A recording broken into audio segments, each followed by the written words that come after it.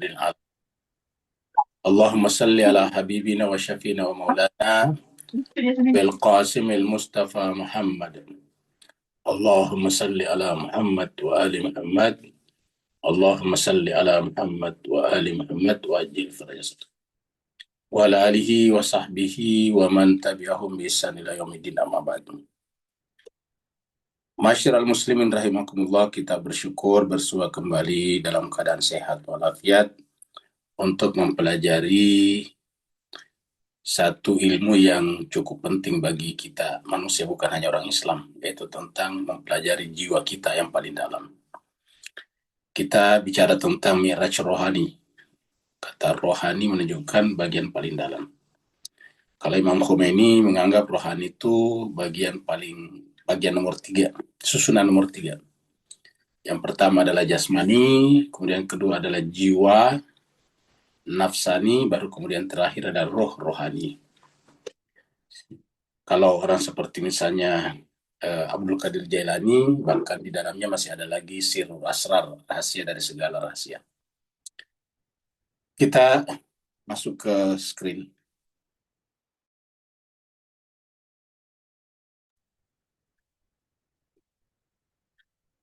Jadi terakhir kemarin kita sampai di sini. Sampai di halaman ini, di tanggal 18 Oktober. Jadi kita ulangi sedikit ini. Jadi kita sudah simpulkan pada pertemuan yang lalu bahwa induk, ibu, akar dari seluruh kerusakan manusia adalah pada cinta diri, yang disimbolkan atau dilambangkan dengan kata-kata iblis yang mengatakan ana khairu minhu, aku kan lebih baik dari dia. Jadi itu yang menunjukkan kecintaan kepada diri, sudah ego. Nah, itulah awal dari segala penyakit. Pandangan dan kecintaan pada diri sendiri itu menyebabkan timbulnya penyembahan pada diri sendiri. Jadi ketika Allah menyuruh seluruh makhluk untuk sujud kepada Adam, fasajadu, maka sujudlah mereka semuanya illa iblis. Tapi ada satu yang tidak mau sujud. Penggunaan kata sujudlah semuanya menunjukkan bahwa fitrah semuanya ini adalah sujud kepada Allah melalui Adam, kecuali satu. Jadi makanya dikatakan bahwa rahmatku meliputi segala sesuatu, azabku hanya kutimpakan kepada yang kuhendaki. Jadi azab itu sangat terbatas. Dalam hal ini, kata-kata fasajadu, maka bersujudlah mereka semuanya, artinya mayoritas mutlak sujud, patuh kepada Tuhannya. Illa, kecuali satu, yaitu iblis. Jadi cuma iblis saja. Apa sebabnya? Nah, itu juga sebabnya adalah karena cinta pada diri sendiri. Ketika tidak sujud, Allah bertanya kepadanya, apa sebabnya kamu tidak sujud? Dan iblis menjawab, ana khairu minhu, saya akan lebih baik daripada dia. Jadi inilah, maka dikatakan pandangan dan kecintaan pada diri sendiri itu menyebabkan timbulnya penyembahan pada diri sendiri. Kecongkakan, kebanggaan, ria, klaim kemandirian dalam berpendapat, dan kemaksiatan. Ya. Akibatnya, dia menjauh dari mi'raj rohani dan terpuruk ke dasar alam fisik yang gelap. Jadi menjauh dari mi'raj rohani dan terpuruk ke dasar alam fisik yang gelap. Seorang pesuluk harus membersihkan dirinya dari segenap biang akhlak buruk dan kotoran batin setan pada saat dia menyucikan semua kotoran lahiriahnya.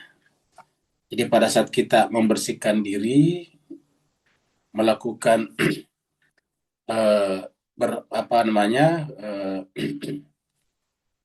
melakukan tohara, maka di antara yang kita taharai adalah kotoran jiwa kita. Bukan hanya fisiknya, tetapi kotoran jiwa. Kotoran lahiriah dan kotoran batinia. Kalau di sini katakan, kotoran batin setan pada saat dia menyucikan semua kotoran lahiriah. Jadi pada saat kita membersihkan kotoran lahiriah, pada saat kita membersihkan hadas besar dan kecil, maka niat kita membersihkan hadas batin, kotoran batin. Kotoran batin ini adalah sisa setan, jejaknya setan. Ketika tadi iblis mengatakan ana khairu minhu, Jadi kalau itu ada pada diri kita, ketahuilah bahwa itu adalah jejak iblis. Itu bukan dari fitrah, itu bukan dari Allah. Itu adalah jejak daripada iblis ketika kita mengatakan ana khairu minhu, aku kan lebih baik daripada dia. Ya. Maka di sini katakan dia orang itu harus memandikan kota keutamaan dengan air rahmat Allah. Jadi untuk membersihkannya dengan rahmat Allah. Karena rahmat Allah memang bisa meliputi segala sesuatunya. Pernah kita sampaikan di sebuah ayat di dalam surat Al-Araf dikatakan rahmati wasi'at kulla syai'. Rahmatku meliputi segala sesuatu, akan tetapi asabi adabi usibu lima yasha. Tetapi adabku hanya kutimpakan kepada orang yang kukendaki, arti orang tertentu saja. Jadi adab hanya tertentu saja, yaitu pada mereka yang tidak mau. Nabi pernah berkata, kullu ummati seakan masuk surga illa man aba. Ya. Katakan setiap umatku saya dakhulul jannah seakan masuk ke dalam surga illa man aba. Ya. Kecuali yang enggan. Kata-kata man aba itu sama dengan iblis ketika iblis menolak. Aba wastakbara. Jadi semuanya akan masuk surga illa man aba, kecuali aba. Nah, kita lihat tadi penyebabnya aba itu adalah karena iblis mengatakan anak khairu minhu. Ya, itu kan dikatakan wa idh qulna lil malaikati isjudu li adama fasajadu illa iblis aba. Nah, itu kata aba itu enggan. Jadi semua umatku kata Nabi atau semua manusia kata Nabi akan masuk surga illa man aba, kecuali orang yang enggan. Ya. Nah, siapakah yang enggan itu kalau kita tanya? Tentu adalah yang tidak mau sujud kepada Adam, tidak mau sujud kepada wali Allah. Maka dia harus memandikan kota keutamaan dengan air rahmat Allah. Kata kota keutamaan di sini adalah jiwanya. Dia harus membersihkan jiwanya. Kota keutamaan adalah jiwanya. Ya. Dengan apa? Dengan rahmat Allah. Dengan air rahmat Allah. Berlatih melaksanakan tuntutan syariat dan membersihkan kalbunya yang merupakan tempat penampakan atau kata jali Allah. Nah, jadi lihatlah Imam Khomeini atau ahli irfan ini tidak menganjurkan kita meninggalkan yang syariat. Justru latihan untuk sampai ke dalam kalbu adalah dengan berlatih melaksanakan tuntunan syariat. Jadi kita harus mulai dari syariat yang lahir. Jadi kita tidak bisa sampai kepada yang batin kalau tidak melewati syariat yang lahir. Sini katakan berlatih melaksanakan tuntunan syariat. Ya, jadi melaksanakan. Jadi kita harus rajin melaksanakan semua tuntunan syariat. Jadi melaksanakan tuntunan syariat. Ya. Salat, puasa, zakat, haji, dan sebagainya. Itu harus dilaksanakan. Baca Quran secara lahir. Ya. Berlatih melaksanakan tuntunan syariat dan membersihkan kalbunya yang merupakan tempat penampakan. Penampakan itu adalah tajalli. Tempat penampakan, nama lainnya adalah mazhar. Ya. Tempat penzohiran. Jadi kalbu kita itu adalah tempatnya Allah menzahirkan dirinya, tajalli Allah. Jadi Allah tidak bisa menampakkan dirinya pada benda-benda. Lihatlah pada saat Bani Israel datang kepada Nabinya Nabi Musa untuk minta diperlihatkan Allah. Kemudian Allah mentajallikan dirinya pada gunung, semuanya pingsan. Ya. Jadi semuanya pingsan. Apa sebabnya? Karena tidak bisa Allah kita mentajallikan dirinya kepada gunung. Ya, jadi itu yang terjadi. Maka kalau begitu di mana? Di dalam hati kita. Jadi kalbu itu, ya. Jadi kalbu ini adalah merupakan tempat penampakan atau nama lainnya adalah tajalli Allah Subhanahu wa taala. Di kalbu, bukan di gunung, ya. Coba kita lihat di sini nih, ya. Ya. Sorry.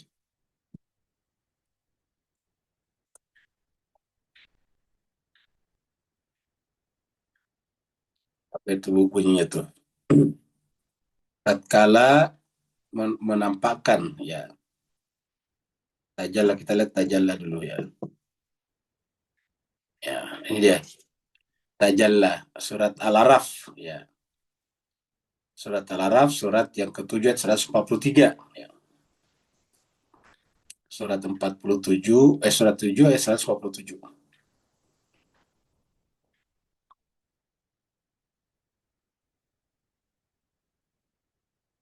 Ya. 143. Yang dia.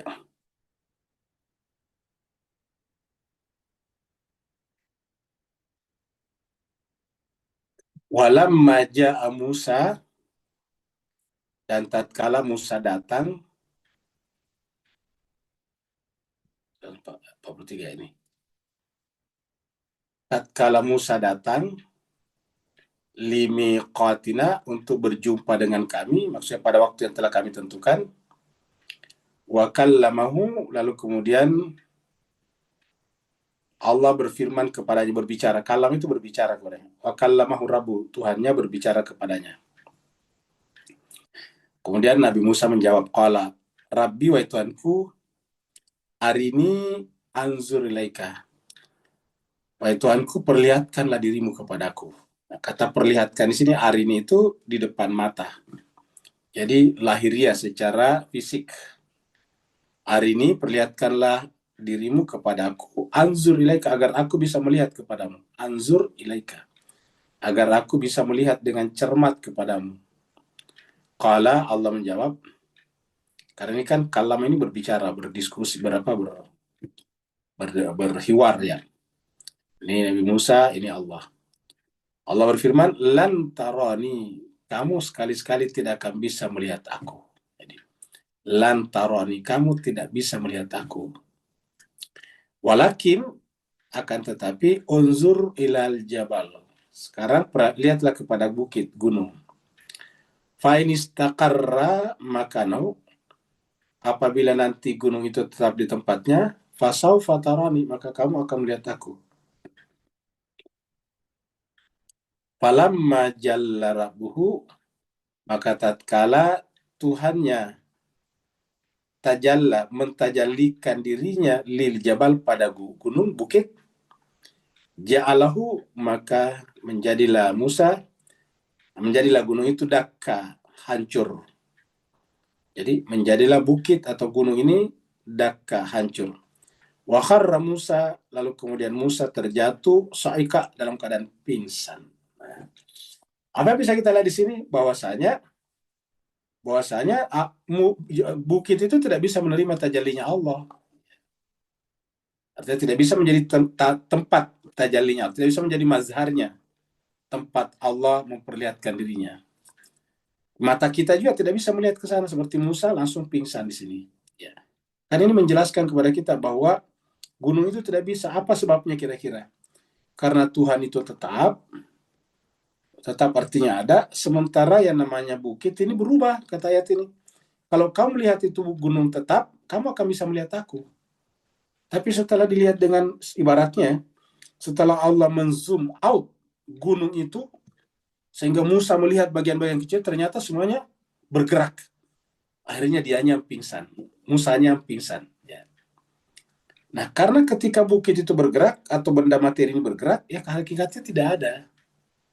Karena tidak ada, bagaimana bisa menjadi tajallinya Allah? Nah, ini dia.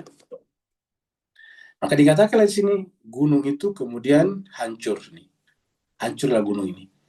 Ini mirip dengan surat ini. Coba kita lihat di surat ini. Kita lihat surat ini ya. Kita lihat surat 59. Surat Al-Hasyr. Ayatnya 21. Ya. Surat 59, surat Al-Hasyr ini. Ayatnya 21. Allah firman, "Lau anzalna", seandainya kami menurunkan hadzal Quran, Al-Quran ini, ala jabalik, pada gunung, ini sama tadi nih. Jabal juga nih. Ya. Seandainya Al-Quran kami turunkan pada gunung Jabalin, la ra'aitahu, kamu akan melihat gunung itu khasyian, tertunduk, ya, mutasaddian, dan hancur, terbelah, terpecah. Ya. Jadi kurang lebih sama nih tadi nih. Falamma tajalla rabbuhu lil jabal ja'alahu dakka, maka gunung ini menjadi hancur. Ya. Ini di sini katakan, ya, la ra'aitahu hasyian mutasaddian. Kamu akan menyaksikan gunung itu dalam keadaan tunduk, khasyian, penuh dengan ketakutan dan hancur, terbelah. Min khasyatillah, saking takutnya kepada Allah. Saya tidak sanggup menerima itu. Ya. Nah, untungnya kata Allah ini hanya perumpamaan. Watilkal amsal, itu hanyalah amsal, perumpamaan saja. Nadribuha, yang kami buat, linasi, untuk manusia, la'allahum yatafakkarun, agar manusia berpikir, berenung. Ya. Sama dengan di sini tadinya. Ya. Ini tujuannya agar kita merenung juga. Jadi, falamma tajalla rabbuhu lil jabal ja'alahu dakka wa kharra Musa daika, falamma afaqa, tatkala Nabi Musa mulai sadar, qala, dia pun berkata, Nabi Musa berkata, subhanak. Inilah kata-kata yang paling tepat bagi kita. Subhanak, maha suci Engkau ya Allah. Tubtu ilaika, aku sekarang bertaubat kepadamu. Artinya bertaubat, ternyata saya tidak bisa melihatmu melalui benda-benda. Benda itu hanya ayat, tanda kalau Allah ada, tapi Allah tidak bisa mentajalikan dirinya di sana. Ya. Jadi, subhanaka tubtu ilaika wa ana awwalul mu'min, saya yang paling pertama beriman. Ya. Jadi benar yang dikatakan tadi Imam Khomeini di sini, bahwa sebetulnya, ya, benda-benda ini tidak sanggup menjadi tempat penampakan atau tajalli Allah. Lalu di mana kata tajalli Allah bisa? Hanya di dalam jiwa manusia. Ingat, dalam jiwa manusia. Ini juga yang dikatakan di sini, jemaah sekalian. Jadi kita sudah lihat tadi dua ayat ini. Ini adalah surat, ini tadi adalah surat Al-Baqarah, Al-Araf 143, tentang kharra Musa sa'iqab, Musa jatuh dan pingsan gara-gara Allah mentajalikan dirinya pada gunung. Ya. Kemudian yang kedua tadi di sini kita lihat, Al-Quran kan adalah Allah sendiri kan, karena Al-Quran itu sama dengan Allah. Ini kan Al-Quran, hadzal Quran. Ya, jadi ini adalah kemudian hancur. Nah, kita lihat misalnya di dalam surat 33 yang terkenal juga ini, ya, ayat 72. Inna aradnal amanata, sesungguhnya kami telah menawarkan amanah. Amanah tersebut, ini amanah di sini menggunakan alif lam ma'rifah, berarti amanah ini maksud jelas ya, tidak ada yang lain. Ya, jadi kami telah menawarkan amanah itu alas samawati, kepada langit, wal ardi, kepada gunung, wal jibali, dan kepada bumi dan kepada gunung-gunung. Fa'abaina maksudnya adalah enggan. Ingat kata-kata aba, karena banyak abaina. Fa'aba semuanya enggan. Enggan apa? An yahmilnaha, untuk memikulnya. Washfaqna, karena mereka takut, minha, daripada melaksanakan amanah ini. Artinya tidak sanggup menjadikan dirinya sebagai tajalli Tuhan. Sehingga apa yang terjadi? Hamalan insan, manusia yang sanggup melakukan itu melalui jiwanya tentunya. Jadi manusia yang bisa menerima amanah ini. Apa arti amanah ini? Adalah kalbu kita yang menjadi tempat tajalli atau mazhar Allah Subhanahu wa taala. Ya. Jadi wahamalah hal insan, manusia yang mampu memikulnya. Sayangnya manusia itu zaluman jahula. Ketika manusia tidak melaksanakan amanah ini, maka dia zalim dan dia bodoh. Kata zalim dan bodoh ini karena tidak melaksanakan amanah ini, yaitu menjadikan jiwanya sebagai mazhar, tempat penampakan daripada Allah SWT. Ya, tempat penampakan atau tajalli Allah. Ya, jadi sudah jelas. Dia harus mau melepaskan terompa kecintaannya. Jadi supaya amanah itu terpikulkan, dia manusia harus mau melepaskan terompa kecintaannya pada kedudukan dan kehormatan.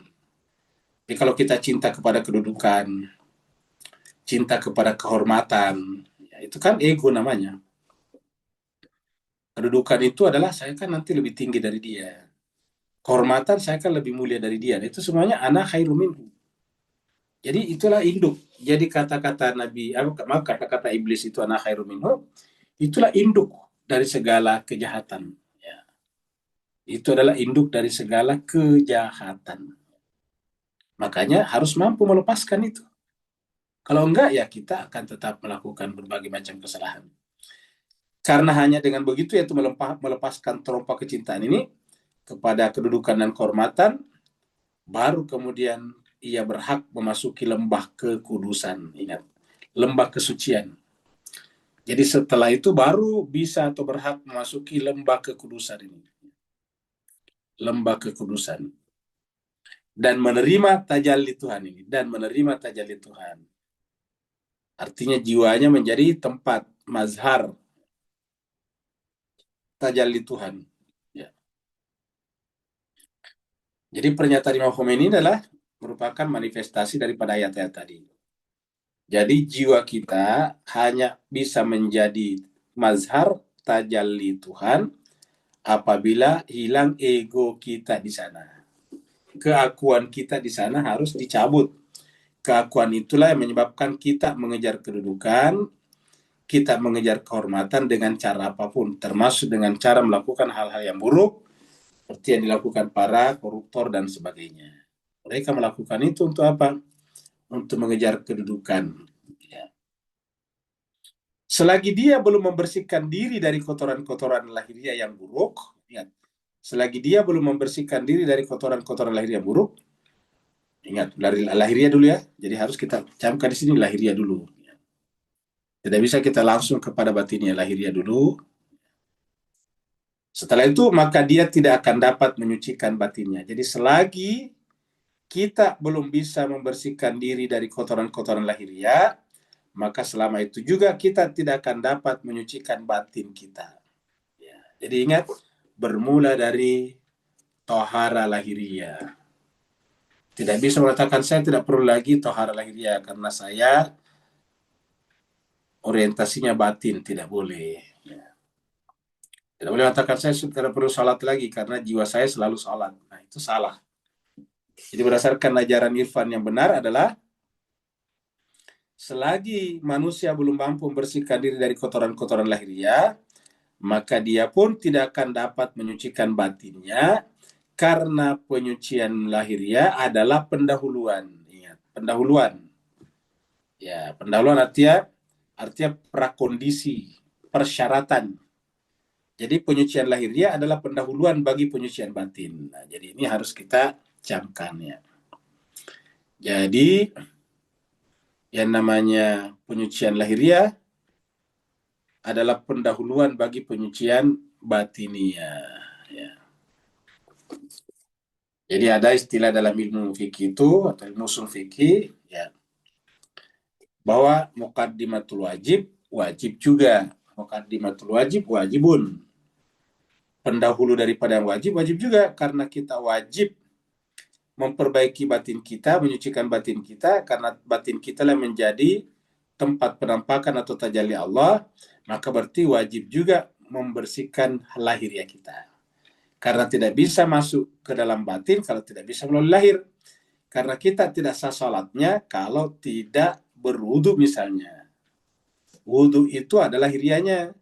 Nah, salat itu adalah untuk sampai kepada Allah. Aqimis salata lidzikri. Kita tidak bisa lidzikri atau sampai kepada Allah melalui salat kalau tidak berwudu. Jadi berwudu itu adalah lahiriahnya. Gerakan-gerakan salat adalah lahiriahnya. Dan kita tidak bisa langsung kepada lidzikri kalau tidak melewati gerakan-gerakan salat karena perintahnya aqimis salata lidzikri. Dia tidak mengatakan zikri aja tetapi aqimis salata lidzikri. Dirikan salat untuk mengingat aku. Maka penyucian lahir wajib karena dia adalah pendahuluan. Ingat kata-kata tadi, kalau ini batin wajib, maka ini wajib juga. Karena tadi usul fikihnya mengatakan apa namanya? Pendahuluan daripada yang wajib, muqaddimatul wajib, wajibatun. Pendahulunya daripada yang wajib berarti wajib juga. Apa pendahulunya? Mencucikan lahir. Jadi muqaddimatul wajib wajibun, pendahulunya wajib wajib juga.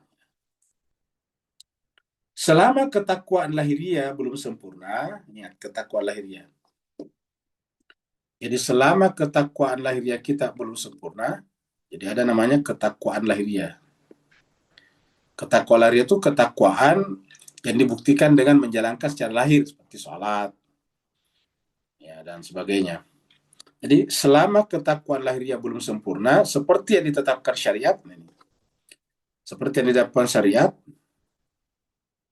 maka ketakwaan kalbu tidak akan tercapai. Jadi syaratnya ini, jadi ketakwaan kalbu tidak akan tercapai.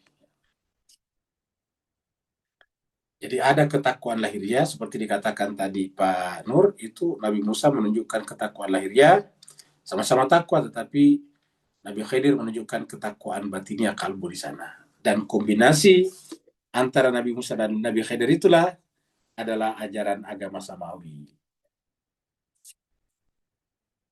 Dan selama ketakwaan batin belum tercapai, maka tidak akan tercapai pula ketakwaan roh. Nah, kita lihat sini bahwa di balik batin masih ada lagi, yaitu roh tadi. Jadi dikatakan di sini, ketakwaan roh tidak terjadi kalau ketakwaan batin tidak tercapai. Jadi kita lihat ada ketakwaan lahiriah, ada ketakwaan batinnya, ada ketakwaan rohaninya. Jadi sudah ada 3. Lahiriah itu tubuh kita, yang diwudui bagian tubuh kita, muka, tangan, kepala, kaki, itu kan tubuh namanya. Kalau kita salat ada gerakan berdiri, berdiri itu tubuh. Begitu kita katakan berdiri pasti tubuh. Ya. Begitu kita katakan ruku itu pasti tubuh. Ya. Jadi ada tubuh. Itu adalah ketakwaan lahiriah. Itu harus dilakukan. Lalu kemudian ketakwaan batinnya apa itu? Seperti kalau kita tadi khusyuk. Khusyuk itu adalah ketakwaan batinnya. Nah, setelah ketakwaan batinnya tercapai, rohania, apa arti rohania di sini? Dia menjadi terhilangkan semua kotoran-kotoran keakuannya tadi. Karena roh ini adalah bersumber dari Allah dan dia adalah suci. Wa nafakhtu fihi min ruhi. Ya. Jadi, dan kutiupkan padanya rohku. Wa nafakhtu fihi min ruhi. Kutiupkan padanya rohku. Dan roh itu jemaah sekalian adalah kesucian.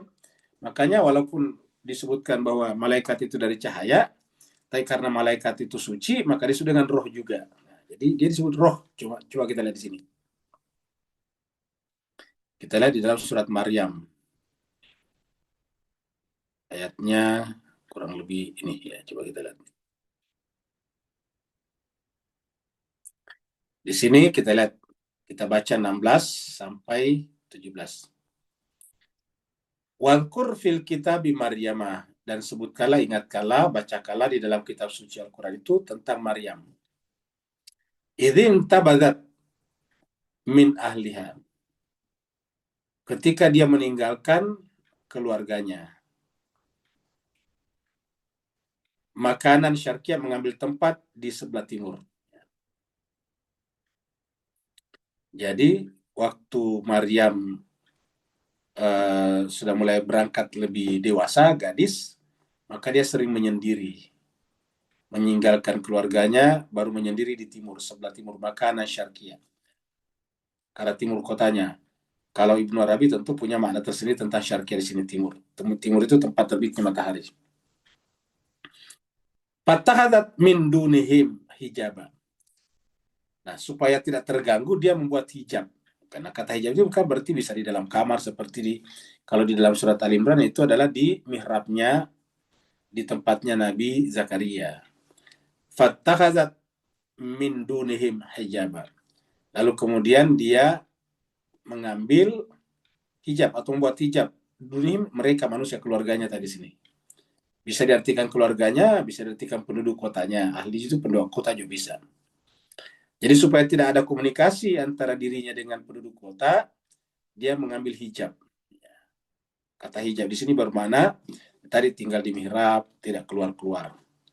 Nah, lalu kemudian farsalna ilaihim, lalu kami mengutus kepadanya ruhana, ruh kami. Nah, kata-kata arsal di sini adalah maksudnya malaikat diutus. Ruhana, ruh kami. Ya. Ini juga dibicarakan cukup detail di surat Al-Imran, bahwa makanan syarqiyah yang dimaksud itu adalah fil mihrab. Mihrabnya tempatnya Nabi Zakaria. Jadi makanan syarqiyah, fatahadat min dunihim hijaban. Lalu kemudian mengambil hijab, farsalna, lalu kami mengutus kepada ilaiha ruhana, ruh kami. Ya, itu maksudnya malaikat. Ruh itu patamatsalah, menyerupakan diri laha kepada Maryam basyaran sawiya, manusia yang persis sama, manusia biologis yang sama persis.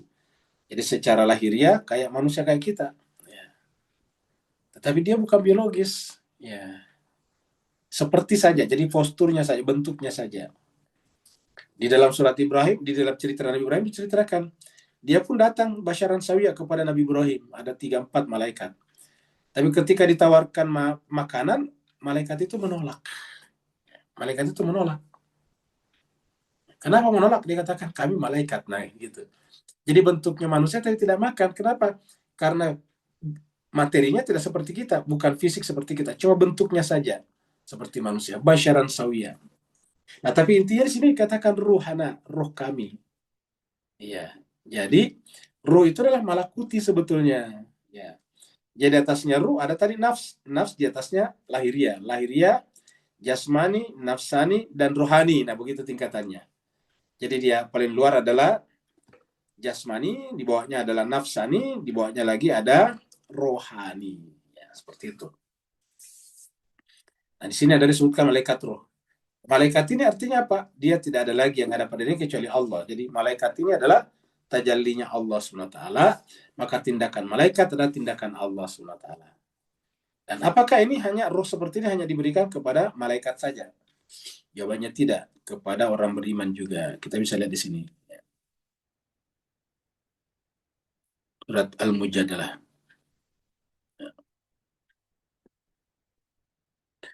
Nah, di sini kita lihat kata-kata roh dua di sini nih, roh ini.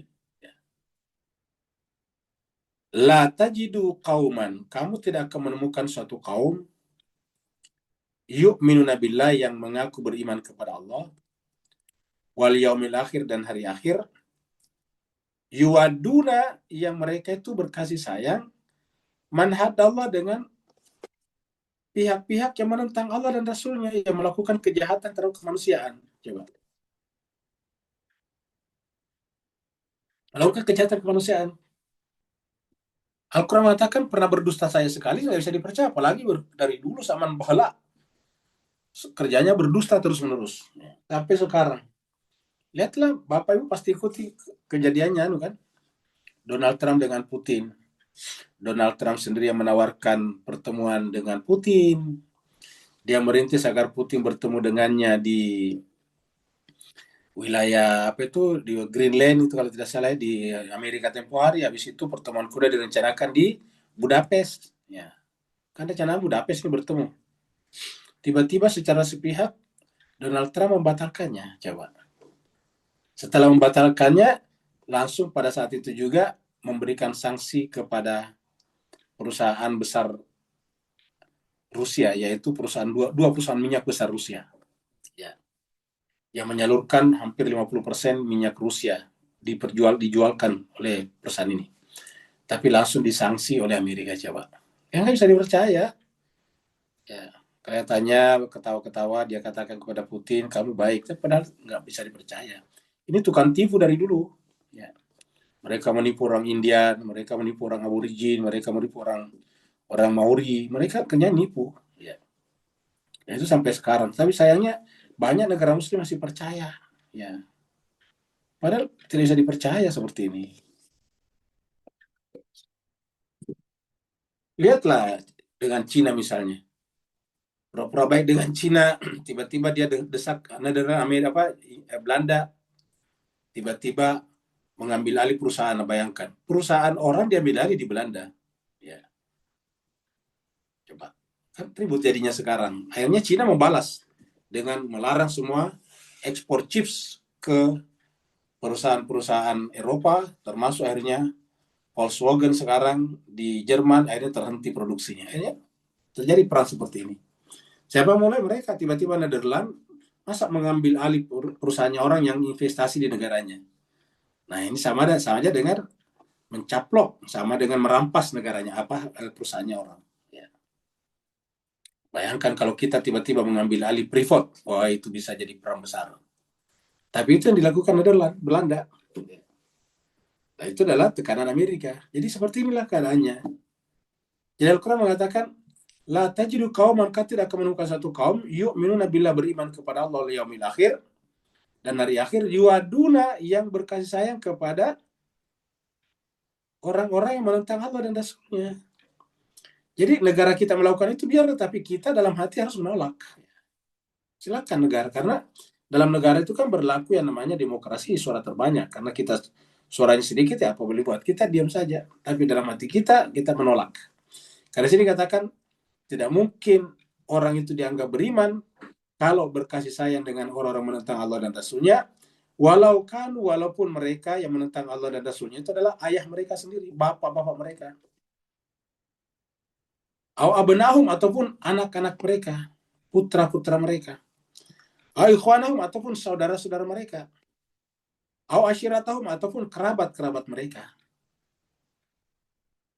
Orang-orang yang tidak berkasih sayang dengan orang yang menentang Allah dan Rasulnya, mereka itulah kata bafi qulubihumul iman, mereka itulah yang Allah tetapkan di dalam kalbunya iman, wa ayyadahum, dan memperkuat mereka biruhin minhu, dengan ruh dari Allah. Jadi jelas siapakah yang ayyadahum, hukumnya di sini? Ya tadi di atas ini, orang-orang beriman yang tidak berkasih sayang dengan orang yang menentang Allah dan Rasulnya. Mereka itulah diberikan, ditetapkan iman pada kalbunya, dan ayyadahum biruhin minhu. Ya dari sini kita lihat bahwa ruh dengan iman ini berbeda. Iman letaknya di nafsani, sedangkan roh di sini ya di rohani. Ya. Sedangkan tindakan berkasih sayang kelihatan di luar. Jadi ini adalah zahir, batin, kulub, kalbu, lalu kemudian roh. Ya. Jadi ini kulub, kemudian roh. Ya. Jadi wa ayyadahum biruhim minhu. Nah, mereka yang satu paket inilah dari lahirnya tadi, ya, dari lahirnya tidak berkasih sayang, terus kemudian kalbunya, kemudian rohnya, mereka inilah wa yudkhiluhum jannatin, Allah akan masukkan mereka ke dalam surga, tajri min tahtihal anhar, yang mengalir di bawahnya sungai-sungai, khalidina fiha, kekal mereka di dalamnya, radhiyallahu anhum wa radu anhu, Allah reda kepada mereka karena mereka juga reda kepada Allah. Radhiyallahu anhum, Allah reda kepada mereka, waraduan, karena mereka juga reda kepada Allah, hunya Allah. Dan siapakah mereka ini? Ulaika hizbullah. Mereka itulah hizbullah. Ya. Ala, catatlah, ketahuilah, inna hizballah, sesungguhnya hizbullah itulah humul muflihun, yang akan menang di akhir zaman. Ala, catatlah, notislah, bahwa hanya hizbullah lah yang akan mendapatkan kemenangan. Ala inna hizballahi humul muflihun. Nah, jadi inilah ketakwaan rohani tadi. Nah, jadi sudah jelas ya tentang ketakwaan lahir, ketakwaan batin, dan rohani. Jadi ketakwaan lahir tadi itu ditunjukkan dengan lahir, ketakwaan batin dengan kalbu, ketakwaan roh ya dengan fitrah rohani. Semua tingkatan takwa tersebut merupakan pendahuluan untuk memasuki tingkatan meninggalkan selain Allah. Jadi semua tingkatan takwa tersebut merupakan pendahuluan untuk memasuki tingkatan meninggalkan selain Allah. Jadi kita tidak bisa mengamalkan yang ini, ya ini, meninggalkan selain Allah, kalau kita tidak bertakwa pada 3 tingkatan ini. 3 level. Yang pertama lahiriah, kedua batiniah, ketiga rohaniah. Ya. Jadi ini ada 3 levelnya. Baru kita bisa sampai kepada meninggalkan selain Allah. Jadi takwa berdasarkan ayat ini, ya. Nah, jadi ini tadi takwa. Di takwa pada level ini, ya, tingkatan takwa. Takwa.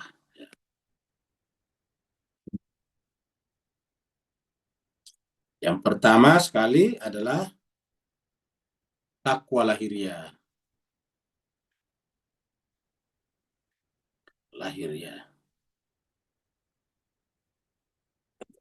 Salat, menegakkan salat, puasa itu takwa lahiriah. Yang kedua, takwa batiniah.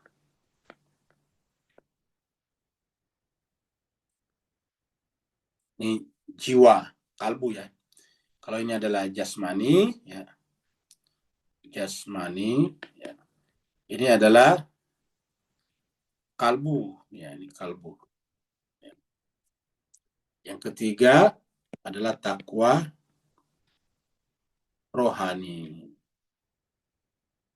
Ini adalah fitrah. Fitrah. Ya. Jadi 3 tingkatan. Nah, dengan mengikuti tingkatan inilah baru kita bisa sampai kepada yaitu meninggalkan selain Allah. Baru bisa sampai pada meninggalkan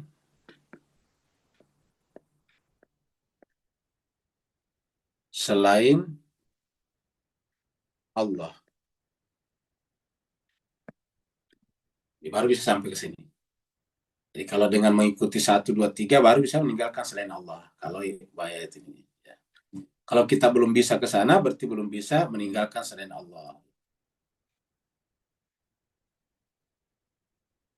Ya, jadi selama kita belum mampu melakukan ketakwaan lahiriah, ketakwaan batiniah, roh, maka kita belum mampu memasuki tingkatan meninggalkan selain Allah. Jadi meninggalkan selain Allah. Ya. Jika dalam diri seorang pesuluk masih terdapat sisa-sisa keakuan. Nah, ingat. Jika dalam diri seorang pesuluk masih terdapat sisa-sisa keakuan, maka Allah tidak akan tampak dalam dirinya. Nah, ini harus kita bold ini ya. Jadi apabila jika dalam diri seseorang pesuluk masih terdapat sisa-sisa keakuan, maka Allah tidak akan tampak dalam dirinya. Jadi coba camkan ini baik-baik ini yang warna coklat muda ini. Jika dalam diri seorang pesuluk masih terdapat sisa-sisa keakuan, maka Allah tidak akan tampak dalam dirinya. Di dalam hadis dikatakan, man kana fi qalbihi mithqala dzarratin min kibrin la yadkhulunal jannata. Siapa yang di dalam hatinya masih ada sebesar zarah kiber, rasa besar, aku la yadkhulunal jannah, tidak akan masuk surga. Siapa yang dalam dirinya ada kesombongan sedikit pun, sombongan itu adalah keakuan, maka dia tidak akan masuk surga. Ya. Tidak mungkin memasuki surga. Jadi seperti itu. Ya, mudah-mudahan di sini bisa kita lacak ya di sini. Ya, kita tulis sini kesombongan. Ya,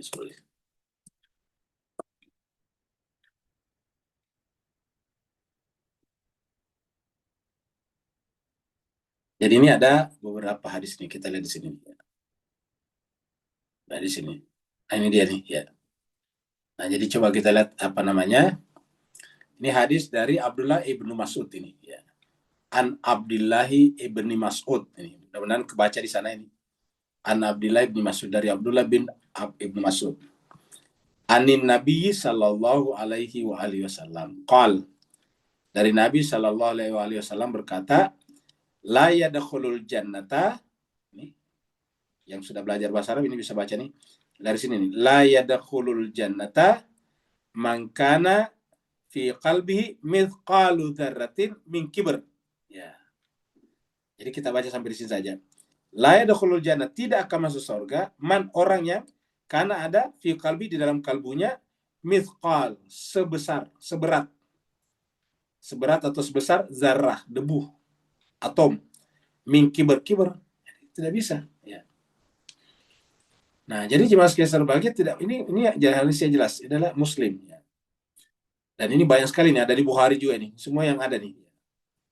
Inilah kelebihannya buku ini. Jadi menjelaskan semuanya yang ada, kata itu ada semuanya nih. Ya. Dalam Bukhari juga ini, ya. Jadi semuanya ada. Nah, jadi intinya adalah la yadkhulul jannata man kana fi qalbi mithqalu dzarratin min kibrin. Tidak akan masuk surga orang yang di dalam kalbunya masih ada sebesar zarah. Makanya Imam Khomeini punya buku yang lain namanya Jihadul Akbar, Jihadun Nafs. Jihad yang paling besar itu adalah melawan nafs. Apanya nafs dilawan? Yaitu keakuan, yaitu sifat iblis tadinya. Jadi ulangi lagi, jika dalam diri seorang pesuluk masih terdapat sisa-sisa, kalau istilah hadisnya tadi sebesar zarah, itu kan sisa-sisa namanya, walaupun berapa kecilnya, kalau sisa ya tetap tidak boleh, kamu gitu. Terdapat sisa-sisa keakuan, ya, maka Allah tidak akan tampak dalam dirinya. Karena itu artinya ada najis di sana, belum bersih.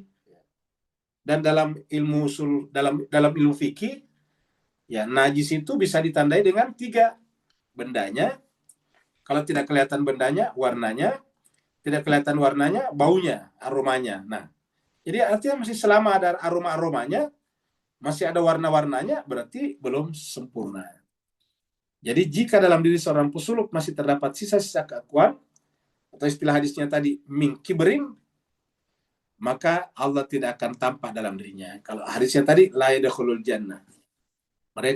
Allah tidak akan menampakkan pada dirinya. Tidak akan bertajalli pada dirinya. Jadi sebelum kita lanjut, kesimpulannya, tempat tajallinya Allah bukan di gunung, bukan di langit, bukan di laut, tetapi dalam diri manusia. Satu. Tetapi Allah hanya akan bertajalli pada diri seseorang apabila bersih sama sekali dari keakuan. Manakala masih ada sisa-sisa keakuan, maka Allah tidak akan menampakkan dirinya di sana. Allah tidak akan bertajalli di sana. Mungkin saja berkat keluasan rahmat dan bantuan Allah, seorang pesuluk mendapat bantuan gaib. Dan atau sehingga terbakarlah segenap sisa-sisa keakuannya tadi. Sisa-sisa keakuannya. Oleh bara api cinta ilahi. Jadi ulangi, mungkin saja berkat keluasan rahmat dan bantuan Allah, seorang pesuluk mendapatkan bantuan gaib dan terbakarlah segenap sisa-sisa keakuannya oleh bara api cinta ilahi. Ingat, bara api cinta ilahi. Jadi artinya apa? Cintanya itu luar biasa, dahsyat. Jadi mendapatkan namanya bara api cinta ilahi.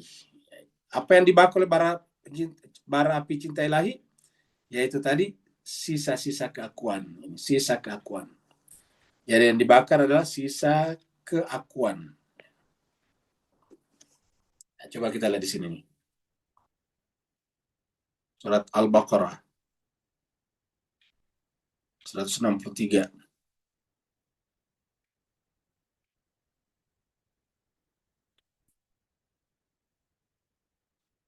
...165 ya, ini nih.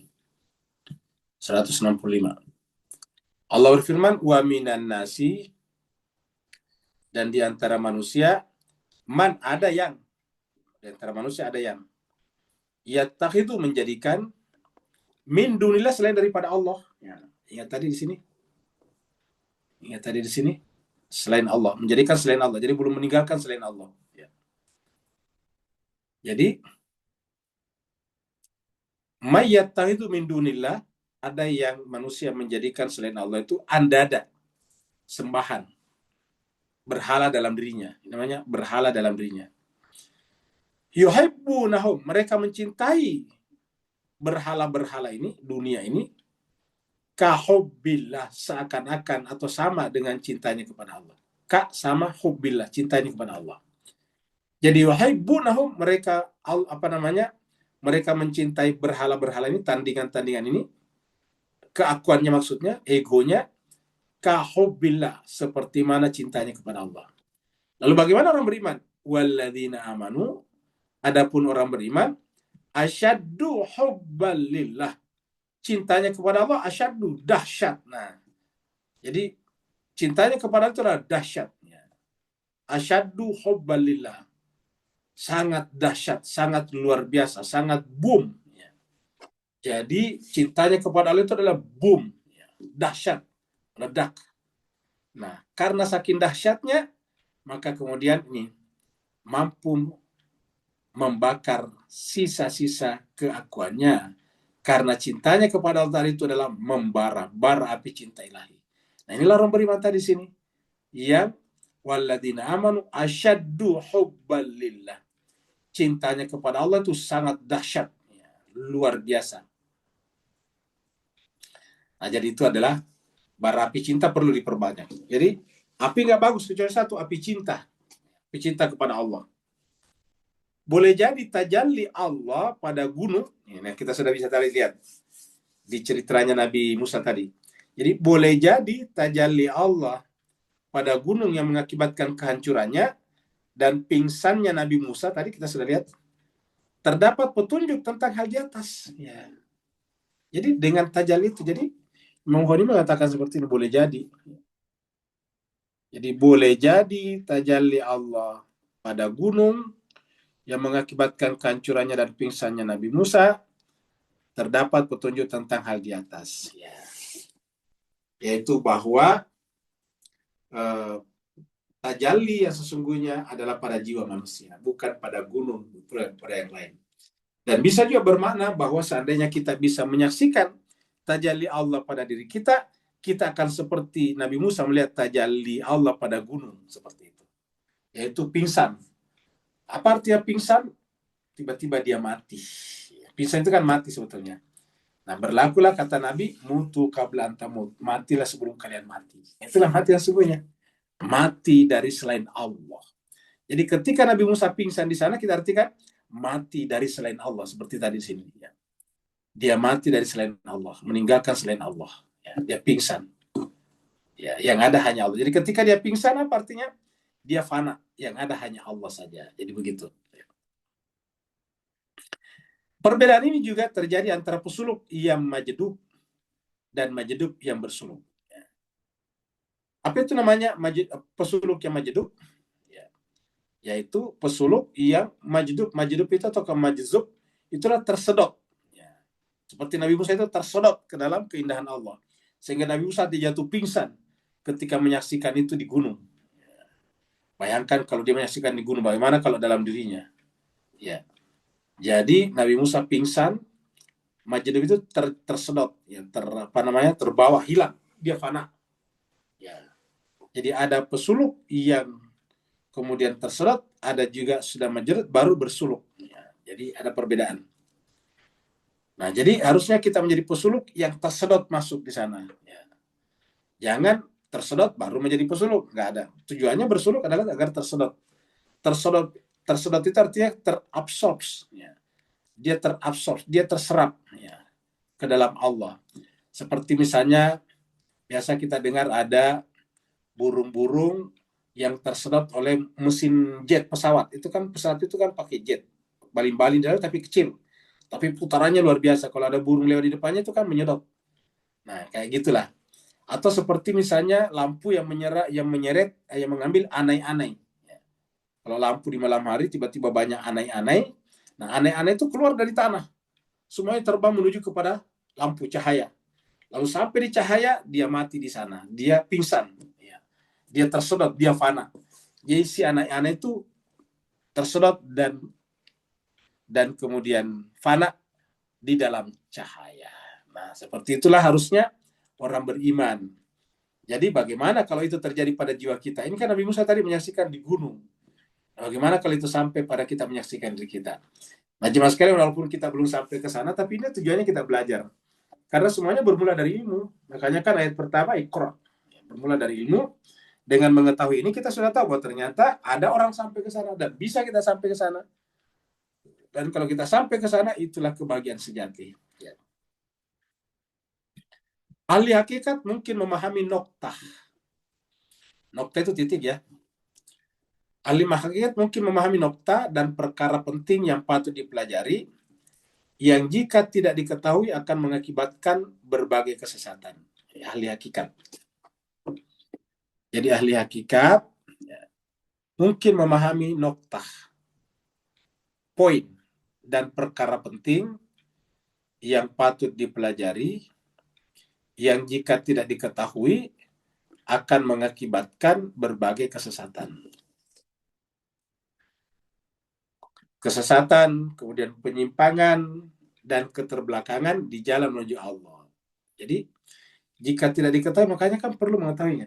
Ada perkara penting yang patut dipelajari, yang jika tidak diketahui ini, jadi kita harus camkan ini, jika tidak diketahui, akan mengakibatkan berbagai kesesatan. Jadi, penyebab kesesatan, kata Imam Khomeini, penyebab penyimpangan dan keterbelakangan di jalan Allah adalah karena ketidaktahuan.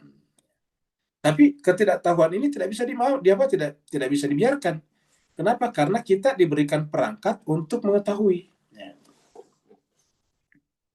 Kita diberikan perangkat untuk mengetahui. Seperti yang pernah kita sampaikan di surat An-Nahl, semua kita manusia ini keluar dari perut ibu dalam keadaan tidak tahu apa-apa. Walladzi akhrajakum min butuni ummahatikum la ta'lamuna syai'a. Dialah Allah yang mengeluarkan dari perut ibu-ibu kalian dalam keadaan la ta'lamuna syai'a, tidak mengetahui sesuatu. Wa ja'ala lakumus sam'a, yang Allah berikan kepada kalian adalah sam'a, pendengaran, wal absara, penglihatan, wal af'idah, dan hati, pikiran. Itu alat. Untuk apa itu semuanya? Untuk mengetahui. As-sam'a, al-absara, al-afidah adalah tools untuk berpengetahuan. Dan itu Allah sudah berikan kepada kita, maka ketika kita tidak gunakan, justru itu adalah dipertanyakan oleh Allah. Diminta tanggung jawabannya. Karena mas'ula, as-sam'a wal-absara adalah, semuanya adalah mas'ula. Jadi kita tidak boleh berdalih seakan tidak tahu. Kenapa? Karena kita sudah diberikan alat-alatnya. Nah, ketidaktahuan inilah menyebabkan kesesatan, penyimpangan, dan keterbelakangan. Kesesatan, ya terlalu merah ya. Kesesatan, penyimpangan, dan keterbelakangan di jalan Allah Subhanahu wa taala, menuju Allah ya.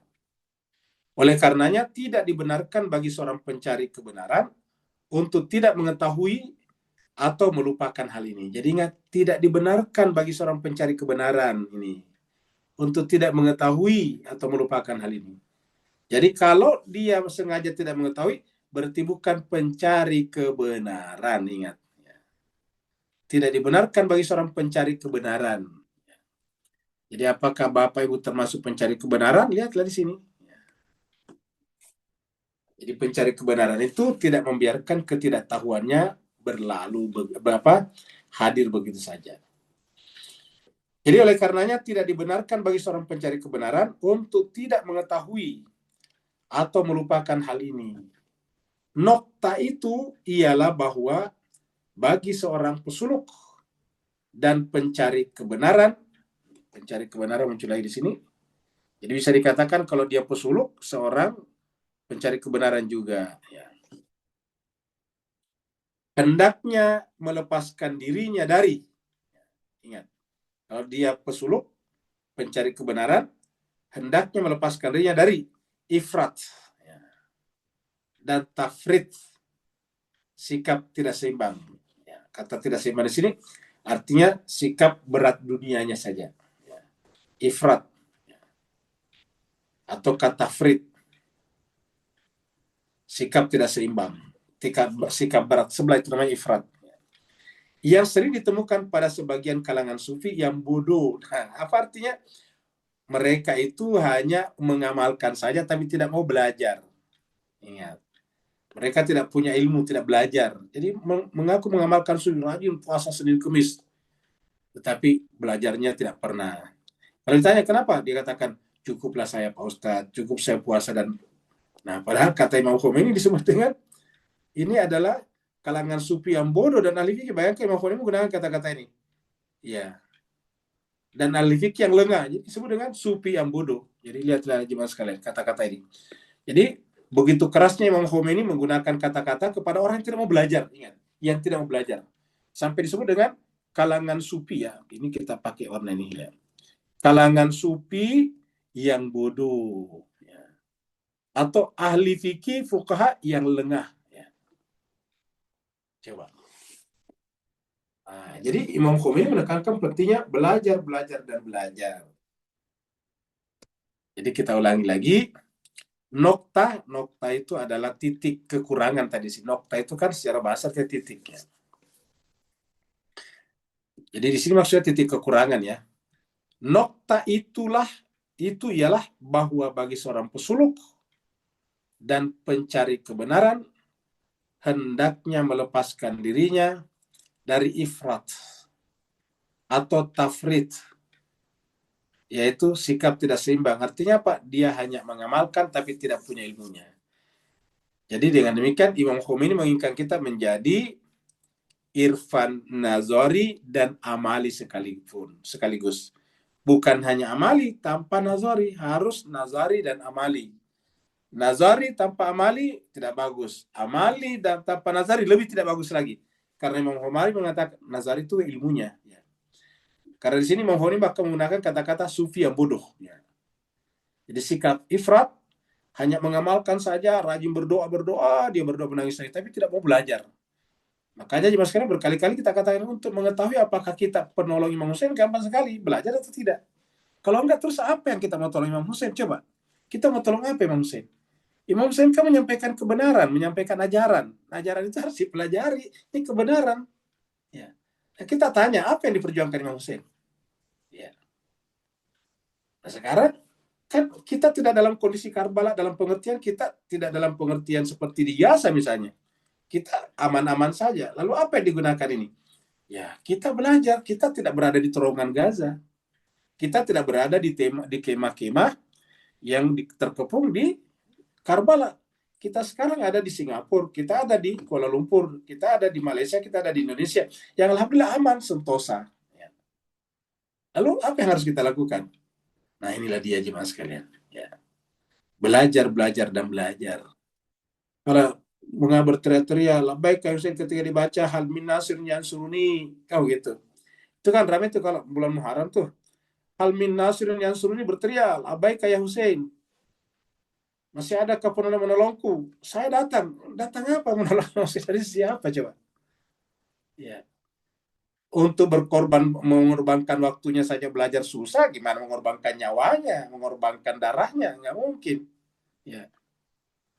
Nah, jadi jemaah sekalian berbahagia ini Imam Khomeini mengatakan begini, saya hanya menambah keterangannya saja. Jadi lagi-lagi, nokta itu ialah bahwa bagi seorang pesuluk dan pencari kebenaran, hendaknya melepaskan dirinya dari ifrat atau kata frit, yaitu sikap tidak seimbang, hanya mendahulukan amalan, tidak ada ilmunya, yang sering ditemukan pada sebagian kalangan sufi yang bodoh dan ahli fikih fuqaha yang lengah, agar ia dapat berjalan dengan kebenaran. Jadi harus melepaskan diri dari ini agar ingat. Jadi kalau dibaca jangan ambil ini yang di sini, ambil sini. Harus melepaskan dirinya dari ifrat agar dapat berjalan dengan benar. Jadi agar kita berjalan dengan benar harus melepaskan diri dari ifrat, yaitu sikap tidak seimbang, hanya mendahulukan amalan saja, tidak mau belajar. Nah, jadi jemaah sekalian berbahagia, inilah pembahasan kita hari ini ya. Kita ya berada di sini ya, tanggal 25 ya, Oktober 25. Ya, mau bertanya dipersilakan. Assalamualaikum Ustaz. Waalaikumsalam warahmatullahi wabarakatuh. Silakan Pak Nur. Alhamdulillah warahmatullahi wabarakatuh. Assalamualaikum Muhammad wa alihi wa sallam. Astagfirullahaladzim. Bismillahirrahmanirrahim. Ustaz, mandangkan kita tahu daripada alam azal dikutikan ruhku dalam, maka Allah telah mencetak chip tadi untuk kekal abadi. Maknanya telah berlaku satu kemustahilan kita untuk terpisah daripada dia forever and ever. Dan siapa cuba cari di luar diri, maka ini benar-benar satu kebutaan yang kebutaan yang kelekat. So bila kita masih buta juga tentang hakikat apa yang Ustaz kupaskan pada malam ni, maka apakah itu sebenarnya adalah satu kekufuran atau perkataan kafir yang Ustaz pernah kupaskan, yang ni cover. Kita sebenarnya coverkan hakikat kita yang tak mau menerima apa yang tak boleh terpisah pada kita, ataupun tak perlu kita cari benda yang tak pernah hilang tadi. Barakallahu fiik. Afwan Ustaz.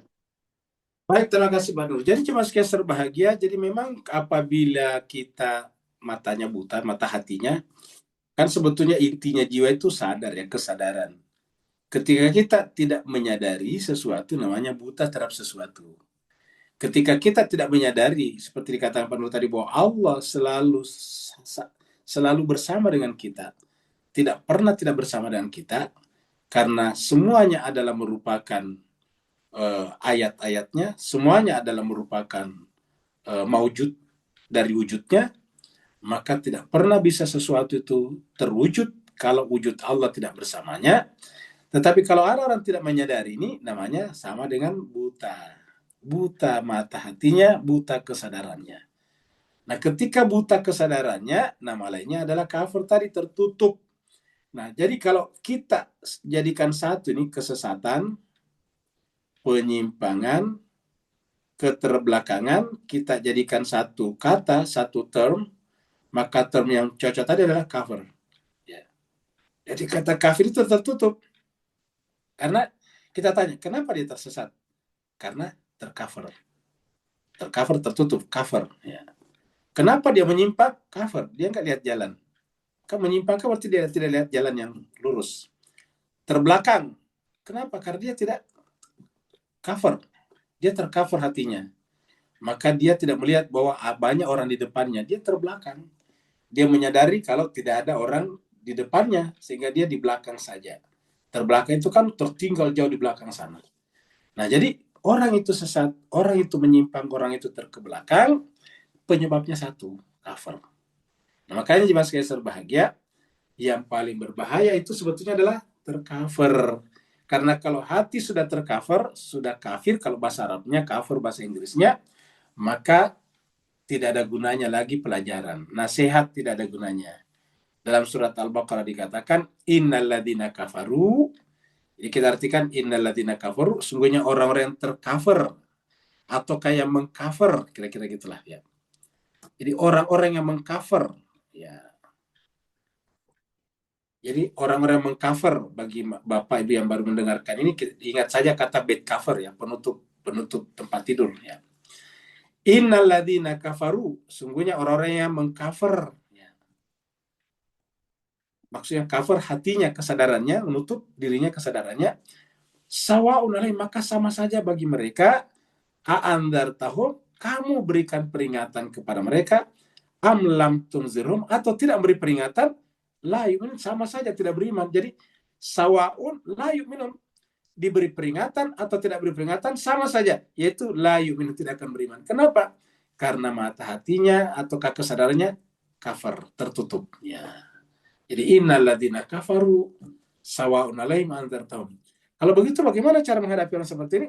Kita pertama-tama kita lakukan adalah bagaimana membantu dia agar membuka mata hatinya. Kita tidak ada gunanya berdakwah kepada dia. Bagaimana caranya? Kita kita bergaul dengan dia, berteman, bersahabat, jangan benci dia. Karena orang kafir itu kan tercover hatinya, belum tentu dia melakukan kejahatan. Walaupun bisa, tetapi belum tentu. Nah, kita bersahabat dengan dia, berteman dengan dia, tanpa harus berbicara apa-apa. Karena percuma kata ayat ini, kau berikan peringatan atau tidak ada gunanya.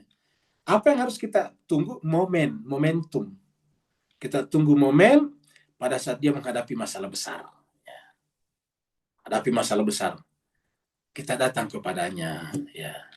Kalau Anda ingin menyelesaikan masalahmu, cobalah datang kepada Allah. Kira-kira gitulah. Oh, bagaimana caranya saya datang kepada Allah? Belajarlah Al-Quran. Nah, kalau kita kan biasanya, bagaimana datang kepada Allah? Salat. Tidak menyelesaikan kalau cuma salat, karena kan pengetahuan tadi. Ingat tadi Imam Humi ini, pengetahuan. Maka, kalau ada orang bertanya, bagaimana saya datang kepada Allah? Baca kitab suci Al-Quran. Supaya terbuka hatinya membaca, dan dia belajar. Dia nanti menemukan, menemukan kejutan-kejutan di dalam Al-Quran. Jadi kalau ada orang tertutup hatinya, tetap kita bersahabat dengannya, berteman dengannya, suatu saat pasti orang manapun pasti biasa menghadapi masalah. Entah masalah dengan pasangan hidupnya, suami atau istrinya, masalah dengan anaknya, masalah dengan menantunya, masalah dengan mertuanya, masalah dengan tetangganya, masalah dengan bosnya di kantor, masalah dengan manajernya di kilang, di pabrik, pasti ada. Nah, pada saat dia menghadapi masalah, semua orang kan kalau menghadapi masalah pasti minta tolong. Nah, pada saat itulah kita datang menolongnya dengan mengatakan, coba kamu mempelajari ayat-ayat Al-Quran. Siapa tahu di sana kau bisa menemukan solusi way out di sana. Nah, maka dia akan belajar. Nah, kalau dia belajar, dia nanti mungkin tanya-tanya kepada kita, kita bisa bantu. Nah, jadi harus terbuka dulu. Jadi kalau dia masih cover, masih tertutup, tidak bisa. Nah, untuk membukanya tadi kesadaran, setelah kesadarannya terbuka sedikit, mata hatinya terbuka, dia belajar, nah butuh tuntunan. Pada saat itulah kita bermanfaat sekali baginya. Seperti itu. Ada lagi? Ada di chatroom. Ya, kita di chatroomnya. Dari Pak Burhan. Sisa-sisa keakuan pun tak bisa ada dalam diri pesuluk. Betul sekali. Seperti mana dalam najis itu walaupun sisa-sisanya tidak boleh ada. Ya. Jadi kalau kita membersihkan diri dari hadas, besar atau kecil, harus benar-benar sisa-sisanya tidak boleh ada. Ya, jadi kita sudah sampaikan tadi kalau kita kalau kita bertohara ya, kita harus membersihkan semua najis. Misalnya kalau kita mau sujud di depan di tanah, misalnya katakanlah tidak ada masjid, kita duduk mau sujud di tanah atau mau bertayamum di tanah. Nah, harus pastikan bahwa tanah itu bersih karena memang aslinya tanah bersih. Bagaimana cara memastikannya? Tidak boleh ada najis di sana.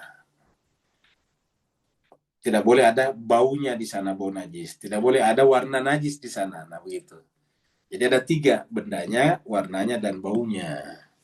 Nah, itu masih. Kalau masih ada baunya berarti ada sisanya. Ada warnanya berarti ada sisanya. Nah, begitu. Maka begitulah juga dengan keakuan diri ini. Masih suka membicarakan diri kita kepada orang lain atau kepada sekitar kita. Bapak Ibu sekalian kan sering sekali kita lihat, baik waktu kita berinteraksi langsung ataupun di WA group.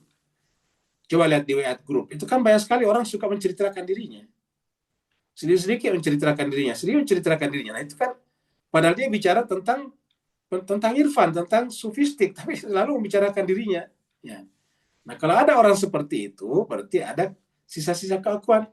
Kalau ada sisa keakuan, pasti sering sekali kita membicarakan diri kita. Membicarakan diri kita. Nah, jadi oleh sebab itulah, maka kita bisa melihat itu di grup kah, pada saat kita berbicara dengan orang, sering kita berbicara dengan orang, dia hanya selalu membicarakan dirinya, sehingga tidak pernah terjadi diskusi. Kita hanya dijadikan sebagai objek penderita saja, untuk menjadi mendengarkan semuanya. Ya. Bahkan memberikan masukan pun tidak, hanya berbicara tentang dirinya saja. Nah, jadi inilah contohnya Pak Burhan. Jadi selalu begitu, makanya orang-orang yang pesuluk asli itu hampir tidak pernah berbicara tentang dirinya, tentang sekitar dirinya. Ya, kecuali kalau ditanya baru apa kerjaannya, nah baru kata kerjaan saya begini. Sekolahnya di mana? Baru tanya sekolah saya begini. Ya, jadi itu karena orang minta informasi. Tapi selama belum ditanya dia tidak akan menjawab. Makanya Imam Ali pun begitu. Imam Ali tidak mungkin langsung berbicara. Dia katakan, kalau mau menginginkan saya berbicara, bertanya. Saluni, tanyalah kepadaku, qabla an takfizuni, sebelum kalian kehilangan aku. Jadi yang namanya orang-orang tawadi itu pasti jarang langsung berbicara. Pasti harus ditanya. Kita harus tanya, kita harus tanya. Kalau tidak tanya, ya dia diam juga. Atau kalau berbicara yang standar-standar aja. Di dalam kehidupan ini manusia berkeinginan demi melestarikan kehidupannya. Dari samping itu si pesuluk selalu menyadari dan mengakui akan ketiadadirinya. Jadi kata-kata melestarikan kehidupan itu adalah berarti kita harus bekerja keras saja untuk kehidupan kita. Kita menjadi peniaga yang baik, menjadi tentara yang baik, menjadi polisi yang baik, menjadi ibu rumah tangga yang baik, menjadi petani, nelayan yang baik. Nah, itu melestarikan hidup seperti itu. Menjadi nelayan yang baik bukan berarti selalu menceritakan dirinya. Ya. Nelayan yang baik itu adalah melaksanakan pekerjaannya dengan bertanggung jawab, dengan sebaik-baiknya, dengan profesional. Kecuali kalau ditanya, Bagaimana bisa kok kamu tidak mabuk dalam perjalanan setiap hari pergi nelayan? Baru tanya, saya tidak mabuk dengan cara seperti ini. Kalau ditanya, jadi bukan maunya dia, tapi ada orang mau belajar. Seperti kata Imam Ali, saluni qabla antafizuni. Jadi tanyalah aku sebelum aku kehilangan kalian. Seperti itu. Jadi yang disebut dengan melestarikan kehidupan itu adalah dengan bekerja terus-menerus. Dengan beraktivitas. Karena itu adalah tanggung jawab kita. Itu adalah ibadah juga. Ibadah mahda sebetulnya sama dengan ibadah gairu mahda.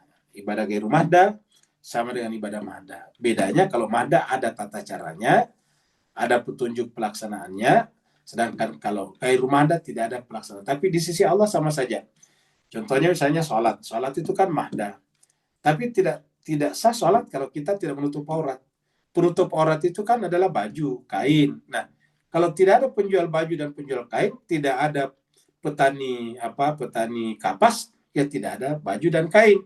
Berarti menjadi petani kapas, menjadi pembuat kain, menjadi penjahit pakaian, sama nilainya dengan orang salat. Karena tidak sah salat orang kalau tidak berbaju, tidak menggunakan baju. Nah, maka membuat baju adalah ibadah gairu mahda. Salat menggunakan baju, ibadah mahda namanya. Seperti itu. Kalau tidak ada lagi, kita akhir sampai di sini. Terima kasih banyak atas perhatian Bapak Ibu sekalian. Mohon maaf atas segala kekurangan. Wa'alafu minkum. Wassalamualaikum warahmatullahi taala wabarakatuh. Waalaikumsalam warahmatullahi wabarakatuh.